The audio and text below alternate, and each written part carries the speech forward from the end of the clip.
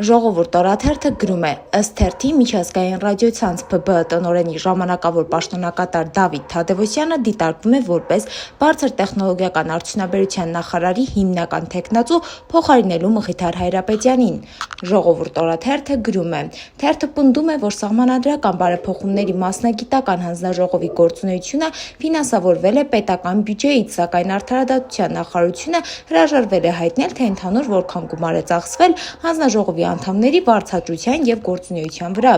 Փաստ օրաթերթը գրում է. հրապարակումը անդրադառնում է այն հանգամանքին, որ 9-րդ գումարման ազգային ժողովի առաջին նիստին առաջին անգամ չի մասնակցի ամենայն հայոց կաթողիկոսը։ Թերթը սա գնահատում է որպես ձևավորված քաղաքական ավանդույթի խախտում և անդրադառնում է նաև հայ առաքելական եկեղեցու շուրջ վերջին զարգացումներին և հարուցված քրեական վարույթներին։ Դե ինչ այսքանն էինք պատրաստել ձեզ համար, մնացեք մեզ հետ և եղեք տեղեկացված։